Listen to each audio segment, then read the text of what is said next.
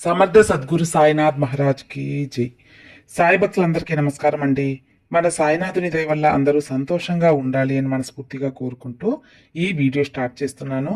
ఇక ఈ రోజు వీడియోలో మనం చూడబోయేది ఏంటంటే, బిడ్డ, నీ భవిష్యత్తు కోసమైన ఈ మాటని ఇప్పుడే నీ కన్నీరు తుడుచుకొని విను తల్లి, ఆలస్యం చేయకుండా విను అని చెప్పి బాబాగారు మనకు ఒక అద్భుత సందేశం తీసుకొచ్చారండి. ఆ సందేశం ఏంటి, బాబాగారు ఏం చెప్పబోతున్నారు అని మన సాయినాథుని మాటల్లోనే విందామా.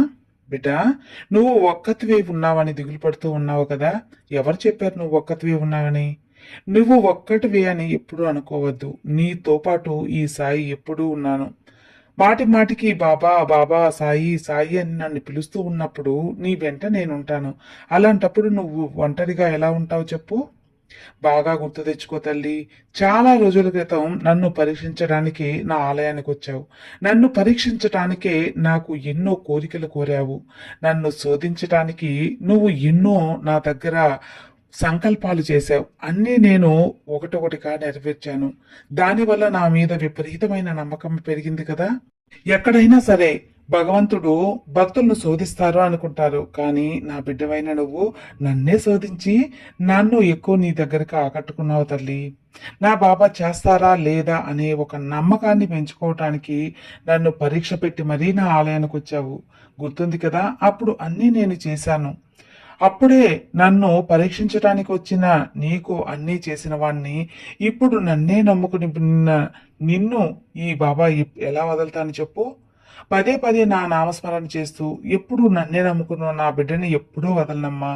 కాబట్టి నువ్వు నిశ్చింతగా ఉండొచ్చు. ఎందువల్లంటే ఈ సాయి నీతో ఉన్నప్పుడు నీకు దిగులు అవసరమా చెప్పు. నిశ్చింతగా నీ భయాలు అన్నీ వదిలేసి నిర్భయంగా ఉండు. నీ మనసులో దిగులు మొత్తం పక్కన పెట్టి ప్రశాంతంగా నిద్రపో. నీ దిగులంతటినీ వదిలేసి కడుపు నిండా తిని సంతోషంగా జీవించు. ఏదైనా వచ్చింది అంటే నా సాయి చూసుకుంటాడు అని చెప్పుకో.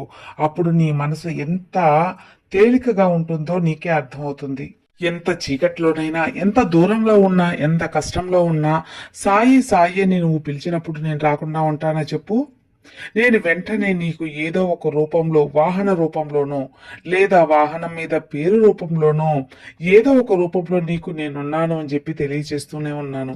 అది నువ్వు కూడా తెలుసుకోగలుగుతున్నావు. ఆ తెలుసుకొని వెంటనే నా సాయి నాతోనే ఉన్నారు, నా వెంటే వచ్చాడు అని చెప్పి నువ్వు సంతోషపడుతున్నావు. అవును కదా. అలాంటప్పుడు నీకు ఈ కన్నీరు ఎందుకు బిడ్డ? నీ భవిష్యత్తు గురించి బాధ ఎందుకు? సర్వం ఈ సాయి అని నమ్మిన నీకు దిగులెందుకు చెప్పు. ఏదైనా సరే నువ్వు కష్టం వచ్చింది అన్నప్పుడు దాన్ని తట్టుకునే ఒక శక్తి ఇవ్వాలి అని నువ్వు భగవంతుని కోరుకోవాలి. అంతేకాని దుఃఖిస్తూ కన్నీరు కార్చుకుంటూ నిరుత్సాహపడి నిద్రాహారాలు మాని ఇలా దిగులు పడి కూర్చుంటే ఎలా చెప్పు. ఇలా ఉన్న నిన్ను చూస్తే ఈ సాయికి కడుపు తరుక్కుపోతుందమ్మా. ఎప్పుడు కూడా చలాకీగా ఆనందంగా ఉండే నువ్వు నిరుత్సాహపడటం, నీలపడటం ఈ సాయి సహించలేడు. బిడ్డ, నువ్వు నన్నే నమ్ముకున్న నీకు నా ఆలయానికి వచ్చినప్పుడు నేను ఎప్పుడు కూడా నీ పక్కనే ఉంటాను. నీకు ఆరుతుల మాటలు చెబుతూ నీ కష్టాన్ని తీర్చటానికి నీ పక్కనే ఉండి నీ మనసులో ఉండే మనవేదన, నీ కష్టాలు చెప్పుకుంటూ ఉంటావు కదా, అవన్నిటినీ వింటూనే ఉంటాను నేను. అవన్నీ విని ఎందుకు నా బిడ్డ ఇంత కష్టపడుతుంది, ఇంత మన వేదన కూరింది అని నీతో పాటు నేను కూడా బాధపడుతూ ఉంటానమ్మా. నువ్వు దిక్కుతోచిన పరిస్థితుల్లో ఉన్నప్పుడు కాపాడేది ఈ సాయి. నీకు ఏం తోచకుండా ఒక సలహా కావాలి, నువ్వు దిక్కుతోచిన పరిస్థితుల్లో నీకు అండగా ఉండాలి అన్నప్పుడు ఏదో ఒక రూపంలో నీకు భయం లేకుండా ఒక తోడుగా నిల్చుండేది ఈ సాయి. నీకు సమస్యల్లో చిక్కులను విడగొట్టేది ఈ సాయి. నీకు దుఃఖంలో ఉండేటప్పుడు ధైర్యాన్నిచ్చేది సాయి. అలాగే నీ సంతోషంలో సకలము అందించి నీ బాధలో నీ కన్నీరు తుడిచేది కూడా నేనేనమ్మా. ఈ సాయిని నమ్ముకున్న వారు ఎప్పుడు కూడా దేనికి దిగులు పడరు. నీకు ఏ కష్టం వచ్చినా నీ దగ్గరలోనే ఉండి నీకు అందుబాటులో ఉండే ఈ బాబాకి ప్రియమైన బిడ్డవు నువ్వు. అలాంటిది నిన్ను ఎలా వదులుకుంటాను చెప్పు. ఎంతో సున్నిత మనసు కలగ నీకు, నన్నే నమ్ముకున్న నీకు ఎప్పుడు కూడా ఆపద రానివ్వను. నువ్వు పదే పదే కోరుకుంటున్న నీ సంకల్పాలన్నీ తీరుస్తాను. నువ్వు చాలా రోజులుగా జరగలేదు, జరిగితే బావును అని ఎదురు చూస్తున్న ఒక విషయాన్ని నీకు తప్పకుండా అందజేస్తాను. నువ్వు కోరుకున్న జీవితం నీకు ఇప్పుడు కష్టంగా ఉంది అన్న పరిస్థితుల్లో కూడా నీకు ఏదో ఒక విధంగా ఆరుదల కల్పించి రాబోయే అతి త్వరలో నీకు కావాల్సిన సంతోషాన్ని, సంతోషకరమైన జీవితాన్ని అందించటం నా బాధ్యత తల్లి. ఎందువల్లంటే నీకున్న కర్మలను బట్టి, నీకున్న దోషాలను బట్టి, నీ కోరికలు నువ్వు అనుకున్నది జరగటంలో ఆలస్యం అయినాకనే వాటికి ఏదైతే ఆపద ఉందో ఆ ఆపదలన్నీ తొలగించేందుకు ఇంత ఆలస్యం అవుతుంది. నీ కర్మఫలాలన్నీ తొలగిన వెంటనే నువ్వు కోరుకున్నది కోరుకున్నట్టుగా నీ చేతిలో పెడతాను. బిడ్డా, రాబోయే గురువారం నీకు అంతా శుభమయంగా ఉంటుంది. గురువారం వస్తే ఈ ప్రసాదం చేసి నా సాయికి నైవేద్యం పెట్టి చక్కగా ఈ కోరిక కోరుకోవాలి అని నువ్వు ఎదురు చూస్తూ ఉంటావు కదా. గురువారం రాగానే చక్కగా పూజ చేసుకొని గుడికి వెళ్ళి బాబా దర్శనం చేసుకోవాలని ఆశపెడతావు కదా. అలాంటి గురువారం రోజున నీకు మంచి గొప్ప శుభవార్త అందజేస్తానమ్మా. నీకు గురువారం రోజు గొప్ప సంతోష వార్తని అందజేయటమే కాకుండా నీ కోరిక తీరుతుంది. తప్పకుండా నువ్వు అనుకున్న ఒక విషయం జరిగే తీరుతుంది. కాబట్టి ఇక ఎలాంటి దిగులుకు ఆస్కారం ఇవ్వద్దు. ఇన్ని రోజులు ఏడ్చిన నువ్వు కన్నీరు తుడుచుకో. నా బాబా ఉన్నారని ధైర్యాన్ని పెంచుకో.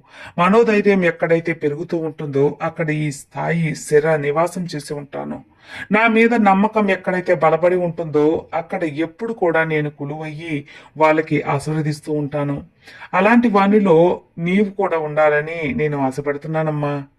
నన్నే నమ్ముకున్న నా బిడ్డ ఎప్పుడు కూడా నా ఆశీర్వాదం పొందాలి, మంచిగా ఉండాలి అనే కదా ఈ తండ్రి కోరుకుంటాను. ఈ తండ్రి నీ సుఖ సంతోషాలలో ఎప్పుడు కూడా తోడుంటాను. నువ్వు సంతోషంగా ఆనందంగా ఉంటే ఈ సాయి కళ్ళల్లో ఆనంద కన్నీరు కారుతుంది. సంతోషకరమైన ఆనంద బాష్పాలు రాలుతాయి. నీ పెదవుపైన చిరునవ్వు వచ్చినప్పుడు ఈ సాయి గుండెల్లో చిరు దీపం వెలుగుతుంది బిడ్డ. నా భక్తులు కానీ నా బిడ్డలు కానీ ఏది కోరినా నేను అందివ్వటమే నా బాధ్యత.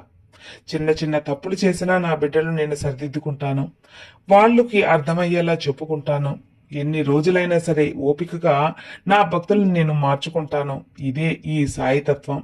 ఈ సాయితత్వాన్ని నువ్వు తెలుసుకున్నావంటే తప్పకుండా నువ్వు మంచి మార్గంలో ఉండటమే కాకుండా నీ కోరికలు తీరుతాయి. ఎందువల్లంటే ఈ బాబా మీద భక్తి మరింత పెరుగుతుంది కదా. బాబా మీద భక్తి ఎక్కడ పెరుగుతుందో అక్కడ ఈ సాయి కొలువు ఉంటాను అని నీకు తెలుసు. కాబట్టి నమ్మకాన్ని పెంచుకో. నీలో మనోధైర్యాన్ని పెంచుకొని నువ్వు చేయవలకున్న పని కృషి చెయ్యి. కృషి ఉంటే ఫలితం తప్పకుండా వస్తుంది. నీకు ఏదైనా ఒడిదుడుకులున్నా ఈ సాయి నీకు అండగా ఉంటాను కదా. ఈ సాయి నీతో అండగా ఉండగా నీకు భయం ఎందుకు చెప్పు. సర్వే జనా సుఖినో భవంతు. జై సాయిరాం.